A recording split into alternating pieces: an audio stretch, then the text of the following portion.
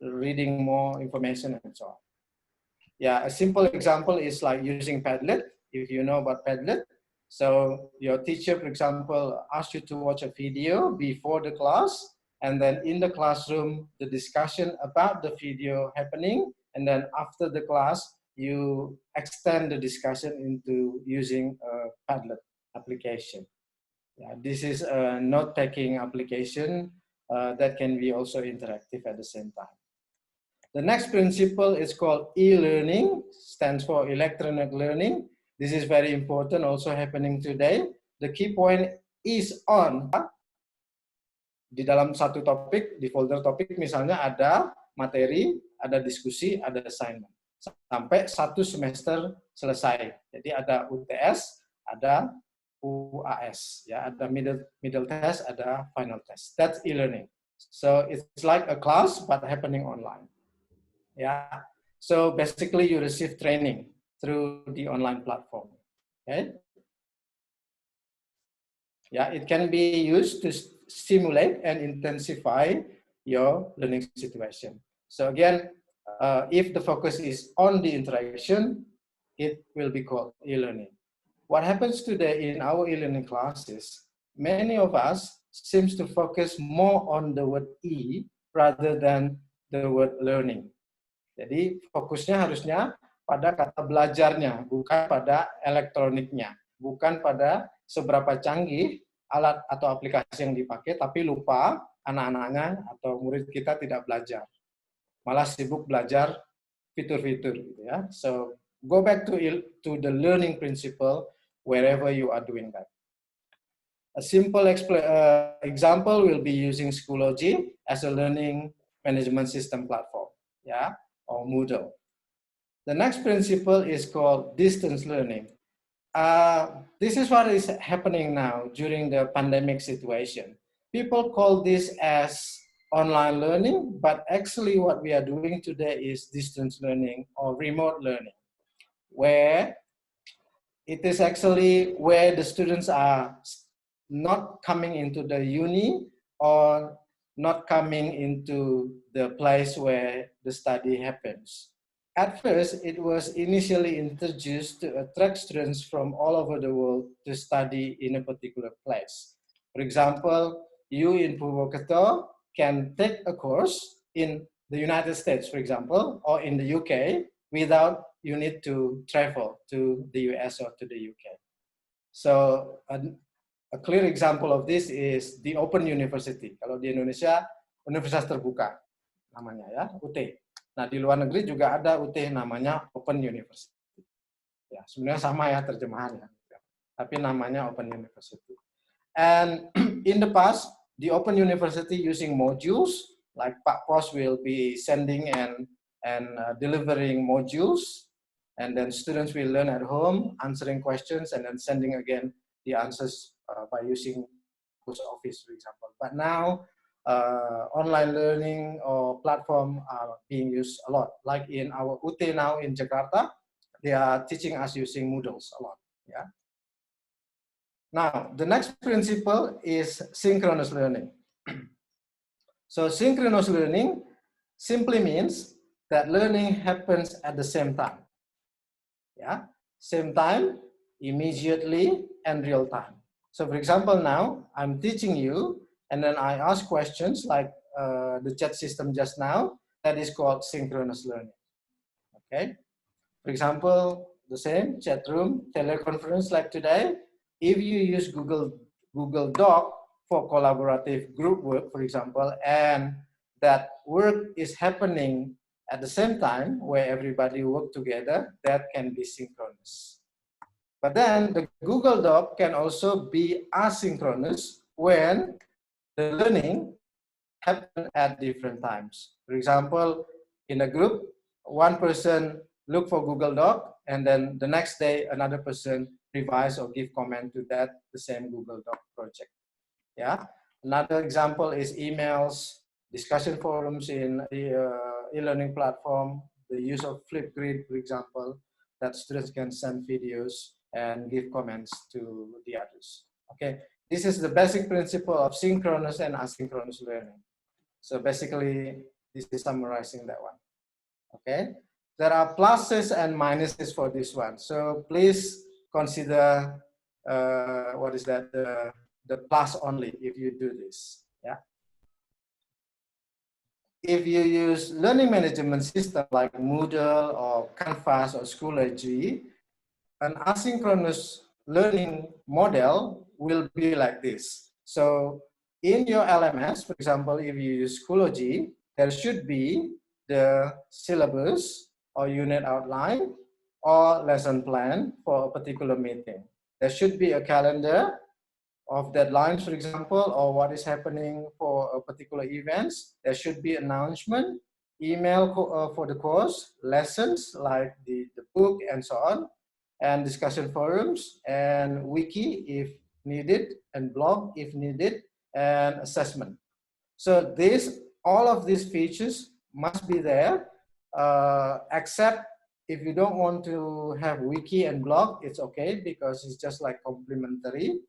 And students or the participant can access it every time they have time or data or internet data. Like my students like to access my materials like after 12 a.m. in the morning because that's where the internet is faster according to them. Or normally they will access it before the deadline because they are group rebahan, for example.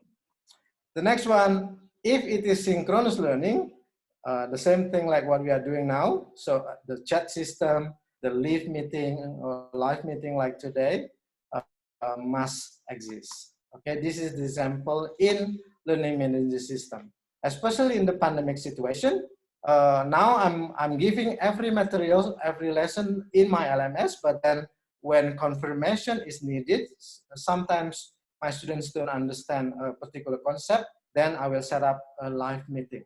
So for confirmation purpose only and question and answer purpose only.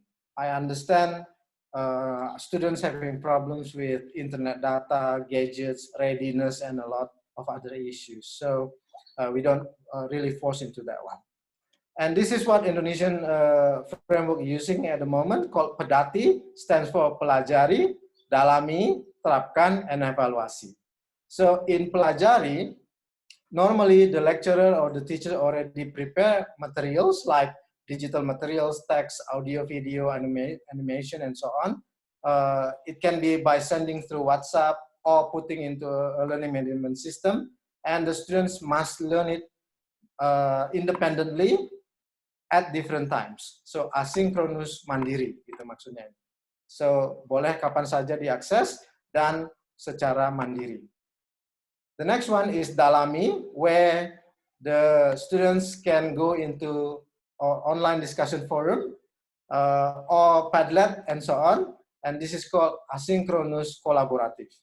So working together with the others. The next one is Terapkan. So it can be from assignment. Yeah, what you understand from the lesson given in that material. And last, to check whether you understand or not, there should be an assessment or evaluation about that concept. So this is a simple framework that are used in our kementerian at the moment, yeah, especially for daring or pembelajaran dalam jaring. All right, the next other terms, there are so many actually. Computer-assisted language learning, mobile-assisted language learning, technology-enhanced language learning, computer-mediated communication, and so on. So basically, all of these are using computers or mobile applications or technologies or computer mediation to help you learning, in this case, learning a language. Okay, so you know this one already, some of them. Some of you probably use this one, like Powtoon, how you use this app to create animated video, for example, to teach simple present tense. You can also use Canva for a poster activity. You can use Quick, for example, down here to record and edit your video and making it a professional look without watermark, for example. You can use also Storybird, for example, to create your digital story. You can use Bitmoji or Photoshop to create your own characters in your digital story or comic. You can also learn from Google Artificial Intelligence, like Mystery Animals, Siri, or Google Voice, yeah, or Semantris. So there are a lot actually tools, apps, and platforms that you can use to learn, especially a language. Here also you are given some other apps like Pak Ardian just now talked about academic writing, and I know that many of us don't know how to paraphrase to avoid plagiarism. Istilah saya dengan orang-orang yang plagiaris ini para Kopassus gitu ya, para pejuang elit yang suka copy dan paste gitu ya. Jadi seperti itu. Nah, you can use Killbot. Ya, Killbot is a platform to help you to paraphrase. But again, because you are dealing with robots, you don't have to trust them at the beginning. Ya, jangan langsung percaya dengan apa yang dikerjakan oleh mesin dan robot. But it can give you the first draft at least. Ya, paling tidak ada draft awal. For example, kalian ingin menulis sebuah RPP, misalnya lesson plan, kalian bisa pakai lesson writer. Tinggal masukkan bacaannya, reading text, kemudian dia akan langsung membuatkan rancangan pembelajarannya selama satu pertemuan. Mulai dari reading text-nya kayak apa, pertanyaannya soal-soalnya kayak apa, aktivitasnya kayak apa, sampai kunci jawaban. Dan banyak lagi ada yang bisa dipakai untuk belajar. Ya. If you want to brainstorm ideas or background knowledge, you can use Padlet or Mentimeter, for example. Yeah. If you want to share files, you can use Edmodo or Google Drive. If you want to review or games, you can use Kahoot or Quizlet Live, Quizzes Live, and so on. And if you want to look for information, you can go through YouTube. Sekarang anak-anak cari informasi lebih senang nonton visual pakai YouTube daripada baca kan gitu ya. Cuma seperti Pak Ardian tadi bilang, harus dirujuk semuanya, ya. Dan lebih mudah memang yang printed begitu ya. Kemudian kalau mau belajar latihan sesuatu, misalnya grammar atau pronunciation, you can use this application. If you want to connect people, you can use Instagram. That's happening a lot in Indonesia, so you can use also Instagram for learning a language. So basically, there are more mobile assisted language learning, or if you use computer, you can use or call this term as computer mediated communication. And also if you use this as a technology enhanced, that there are some technological tools to help increasing one activity. Yeah, you can also call that as TEL, or technology enhanced language learning. Okay, if you have any questions, you can type in chat later on or later at the end of the session. So if we talk about online learning, the spectrum will be like this, teman-teman. Jadi rentangannya seperti ini. Mulai dari belajar face to face, yaitu yang sering belajar di kelas, hanya menggunakan teknologi sedikit, ya, misalnya pakai WA atau email, itu saja. Itu bisa disebut dengan teknologi enabled learning atau teknologi enhanced learning, TEL, ya, tapi L-nya satu ya. If you learn about language, then it is double L, TEL. And then when you use about more than 30% until less than 79%, it can be called as blended or hybrid. Yeah. So, for example, you ask your students to watch YouTube and then go into the Schoology discussion forum and then meet in the classroom and then go again to Padlet and then create a poster using Canva. That can be blended. Yeah.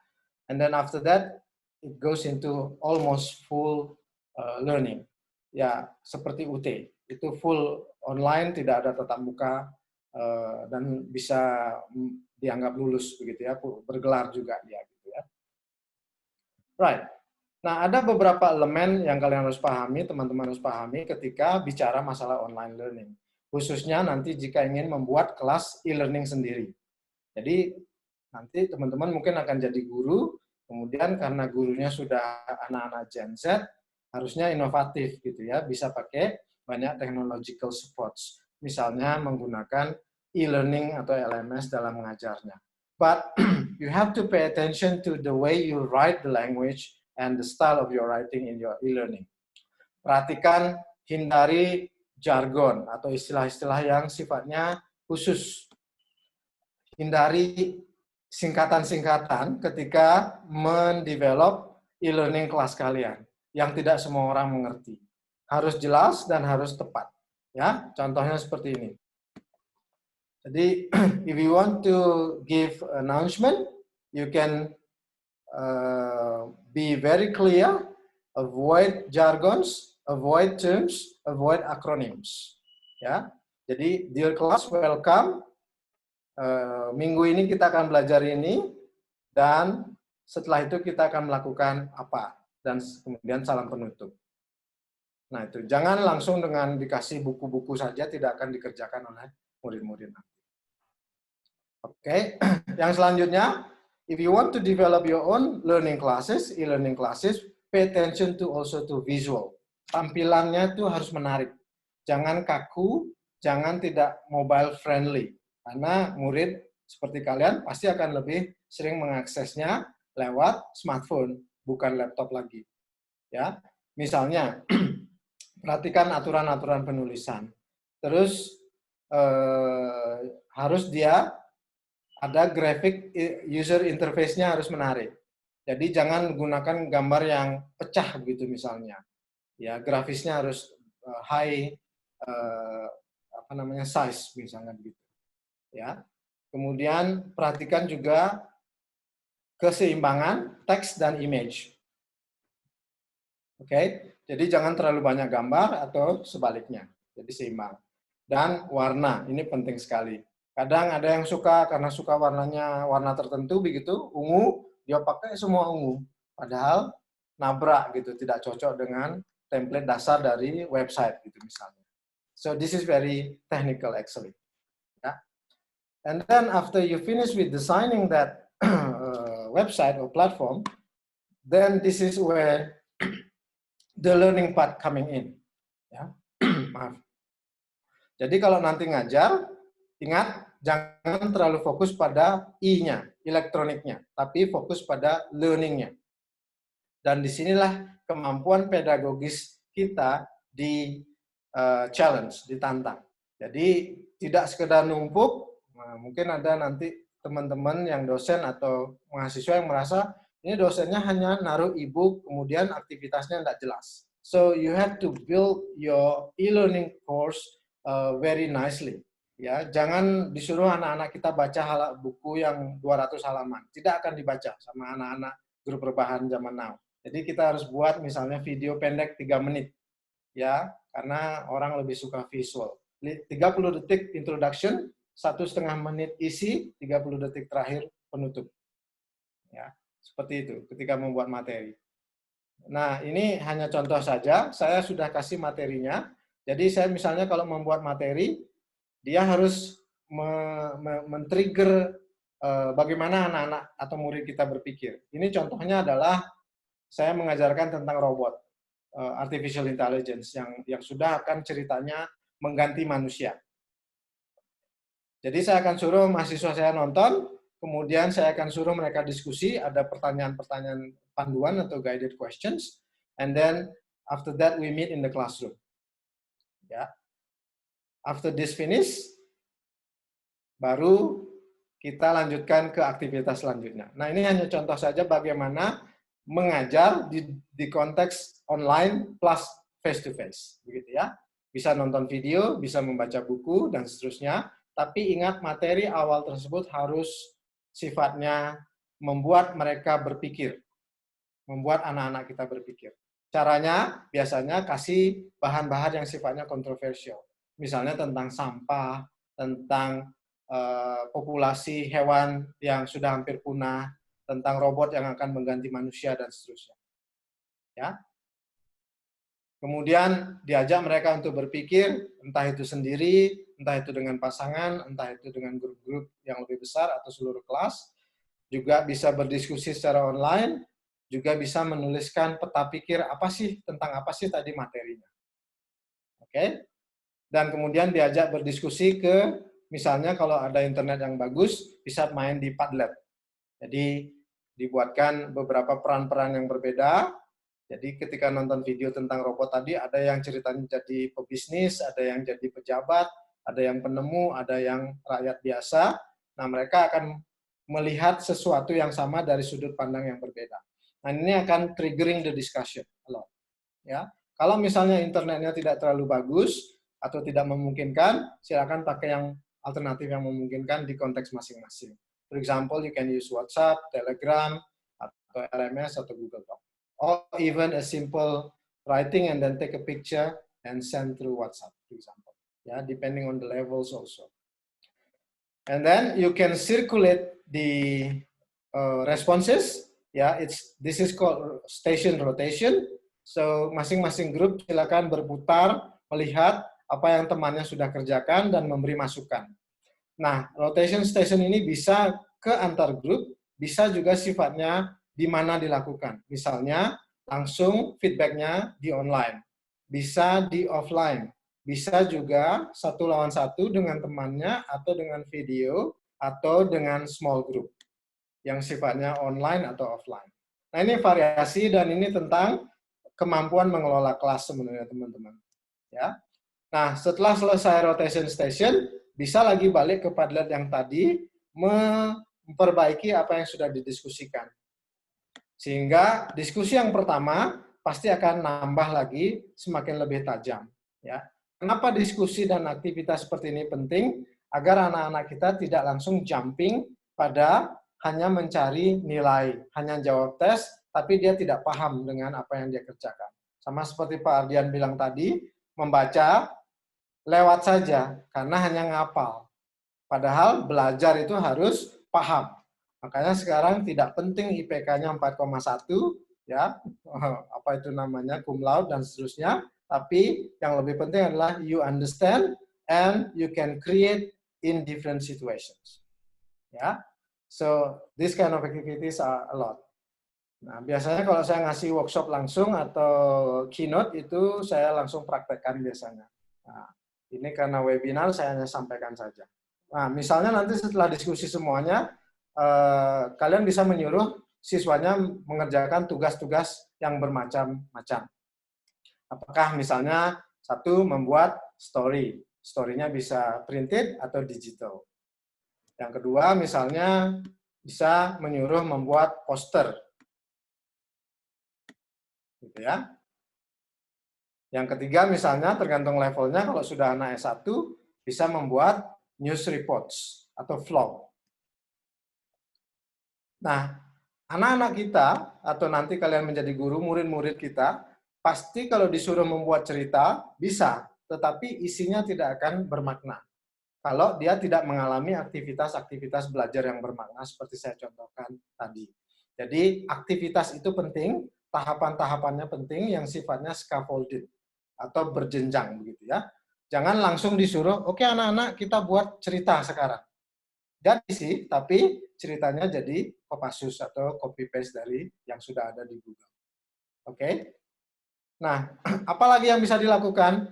So you can ask them, your students, to simply note taking or writing another story, or creating a comic, or a blog, or screencasting, or do a mind mapping, or make a podcast or infographics. And this is depending on the levels and also depending on the task that you set up for your students. Ya. Dan terakhir harus ada cara mengukur pemahamannya tadi. Jadi sama dengan pedati tadi, disuruh membaca sesuatu dulu, mendiskusikannya, kemudian mencobanya dalam bentuk yang berbeda, project, dan kemudian diukur apakah mereka sudah paham atau tidak. Ya, rubrik akan lebih banyak dan mendalam sekali bisa membantu mengukur pemahaman seseorang tentang sesuatu. Nah, ini sedikit konsep. Apa yang saya lakukan dan modelkan tadi, itu salah satunya menggunakan kerangka atau konsep yang namanya pembelajaran diferensiasi atau differentiated instruction. Nah, ini belum banyak yang meneliti juga kalau dihubungkan dengan materinya Pak Ardian tadi. Boleh ditulis juga artikel atau skripsi tentang DI. Apa itu DI? Jadi, guru akan mengajar siswanya berdasarkan konten yang bisa saja bervariasi, proses belajar yang berbeda-beda, atau produk yang beragam dari sebuah pembelajaran. Apa yang saya tadi contohkan, itu adalah produknya saja yang terdiferensiasi. Jadi, materinya sama ke seluruh anak di satu kelas, proses belajarnya sama, tapi produknya saya diferensiasi. Satu grup membuat poster, satu grup membuat digital story, satu grup membuat komik. Itu bisa. Nah, itu nanti kalau mau ditulis jadi skripsi, menarik. Kira-kira efektivitasnya, kalau sekarang nggak mungkin melakukan experimental research, bisa saja kualitatif, sekedar implementasinya, atau challenges-nya, itu bisa dilakukan dengan wawancara atau survei kualitatif. Heri, you have 10 minutes left. Okay. Yeah, it's about to finish. Thank you, Bu Celia. So the next big concept, it's called technological, pedagogical, and content knowledge. Ini nanti tolong dibaca ya lebih mendalam. Saya hanya menyampaikan secara singkat saja dulu, bahwa intinya kalau nanti ingin belajar dalam konteks online learning, distance learning, dan seterusnya, teman-teman, apakah dosen atau nanti calon guru, harus paham apa sih yang mau diajar atau kontennya, bagaimana sih cara mengajarkan konten tersebut, dan kalau teman-teman tahu apa sih alat bantu teknologi yang cocok untuk mengajarkan mata kuliah tertentu dengan model pembelajaran tertentu, itu namanya TPEC. Contoh, ingin mengajar tentang descriptive text. Jadi kontennya, mata pelajarannya descriptive text. Kemudian tentang misalnya Menara Eiffel. Nah, kontennya tentang Menara Eiffel. Terus gurunya sudah berpikir, kalau saya ingin mengajarkan deskripsi tentang Menara Eiffel, saya akan menyuruh anak-anak saya nonton YouTube. Kemudian diskusi. Nah, itu pedagogicalnya. The way you teach it. Ya, kalau konten itu what to teach, kalau pedagogical knowledge itu how you teach it. And the use of YouTube and group discussion forum, misalnya di LMS, itu using technology. Nah, gabungan ketiganya ini adalah pembelajaran yang bermakna saat ini. Tidak semua orang bisa menggabungkan. Jadi hanya nyuruh nonton YouTube, tapi kemudian tidak ada diskusi. Nah, itu berarti belum menggabungkan ketiga hal tersebut. Nah, satu lagi konsep yang penting, di situasi saat ini, teman-teman, tolong diperhatikan seberapa penting teknologi dan kekuatan dari bandwidth. Ya, ini sebenarnya teorinya readiness, kesiapan. Salah satunya facility. Nah, banyak sekali guru-guru kita yang bingung dan kemudian tiba-tiba kaget dan harus pakai Zoom gitu di yang kuning ini. Yang merah. Dia pengen Zoom, kemudian tiba-tiba anak-anaknya, mahasiswanya datanya habis. Seperti mahasiswa saat ini. Akhirnya nggak jalan kuliahnya. Nah, ini artinya apa? Harus diperhatikan apakah bandwidth di tempat kita tinggi, dan yang selanjutnya adalah penting nggak? Ya, penting nggak itu? Jadi kalau dia penting dan bandwidth tinggi, boleh pakai video conference seperti hari ini. Ya. Kalau misalnya tidak terlalu penting, bisa saja pakai chat. Ya, kalau misalnya dia tidak harus saat itu, tidak immediate, bisa saja pakai yang discussion board atau email. Kalau dia bandwidth-nya tinggi tapi tidak terlalu penting, bisa yang kuning. Bisa taruh video banyak sehingga anak-anak bisa nonton dulu di rumah baru diskusi. Nah, ini apa namanya? Kuadran ya yang perlu diperhatikan ketika menjalankan online learning. Sehingga apapun yang teman-teman nanti akan pilih, tolong diperhatikan hal ini bahwa teman-teman harus melakukan yang namanya critical approach pada penerapan online learning-nya. Bukan hanya menanamkan apa konsep yang saya ingin ajar, atau sebaliknya hanya memperhatikan teknologi yang keren yang apa saja, tapi lupa salah satunya. Harusnya adalah konsepnya yang ingin diajar jelas, alat bantunya jelas, dan kita mengintegrasikan seluruh dimensi pembelajaran dalam konteks online. Nah, itu yang disebut dengan critical approach dari Warshauer. Ya. Nah, sekarang pertanyaannya adalah, apakah kita seseorang yang tech-savvy, technophobe, atau nomophobe? Mungkin pernah dengar ini. tech savvy artinya dia mahir sekali pada banyak teknologi, ya, mahir. Kemudian ada juga yang fobia, teknologi gitu ya. Jadi dikasih Zoom, tiba-tiba semuanya lambat gitu ya. Kalau anak-anak disuruh Instagram kan cepet ya, tapi ketika HP-nya disuruh pakai belajar, tiba-tiba lambat HP-nya, biasanya gitu. Ya. Atau nomophobe. Nomophobe itu artinya sekarang mulai meningkat ya. Orang yang fobia atau ketakutan ketika dia tidak bawa HP atau smartphone. Itu nomofobia. No mobile phone phobia. Kan ada gitu, keluar rumah lupa handphone, harus balik lagi. Lebih penting bawa handphone daripada lupa dompet kan gitu. Oke? Nah, penekanan saya terakhir adalah it is not the technology ya. Mungkin sudah tahu, tetapi how you put technology into your learning process gitu ya. Sehingga kalau nanti jadi guru, janganlah fokus pada teknologi, tapi guru yang tidak pakai teknologi akan ketinggalan. Guru yang pakai teknologi yang tepat, dia akan bisa mentransformasi pembelajaran. Oke, itu yang saya bisa sampaikan hari ini, Bu Celia dan teman-teman. Kalau ada pertanyaan, saya silakan. Kalau nanti waktunya habis, bisa juga pergi ke online di alamat s.id/bertanya. Nanti saya akan lihat di Google Form ini. Dan saya ucapkan matur suksma, gitu ya, bahasa Bali. Terima kasih dan thank you. Jadi kalau mau email saya juga bisa nanti. Okay. Saya kembalikan ke moderator ya. Saya akan stop sharing dulu. Thank you, Pak Heri. We have one question here. Okay. From Anindya Putih Islamiani. I would like to ask, is online learning effective for teaching young learners during this pandemic? Ya, ini banyak yang memang bertanya gitu. Saya juga dengan anak saya yang masih young learners, itu guru-gurunya juga tidak semuanya tech savvy gitu ya. Jadi sesederhana pakai WhatsApp juga bisa. Cuma apakah benar-benar belajar? So, justru online learning sangat membantu dalam situasi pandemik ini. Kenapa? Karena kita tidak bisa bertemu langsung. Tapi ingat lagi, penerapan online learning yang tepat. Jadi aktivitas belajar yang saya modelkan tadi, contohkan tadi itu penting. Jadi misalnya guru tidak bisa pakai Zoom ya, tapi misalnya pakai WhatsApp saja. Nah, WhatsApp-nya guru bisa membuat grup dulu, kemudian ngirim materi, kemudian siswa dipantau dengan proses belajarnya, dan kemudian nanti ada semacam kuis kecil begitu. Nah, tergantung dengan level tentu saja. Kalau misalnya levelnya lebih tinggi, bisa pakai LMS. Ya, sederhana seperti itu. Oke, second question from Zulfa.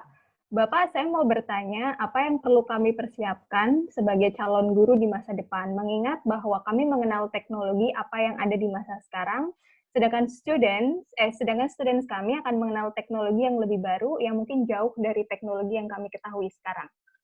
Ya, bagus sekali ini pertanyaannya Zulfa. Ini yang dialami oleh banyak guru, termasuk saya. Jadi generasi gurunya sekarang, saya misalnya Pak Ardian itu kan kita sebaya Mas ya. Jadi kita ada di generasi yang di atas mahasiswa kita sekarang. Kalau kalian kan disebut dengan generasi Z, millennials. Nah, banyak gurunya yang kolonial gitu. Jadi kalau muridnya milenial, gurunya kolonial. Gitu. Nah, masalahnya adalah tidak harus seorang dosen atau guru tersebut canggih pakai teknologi.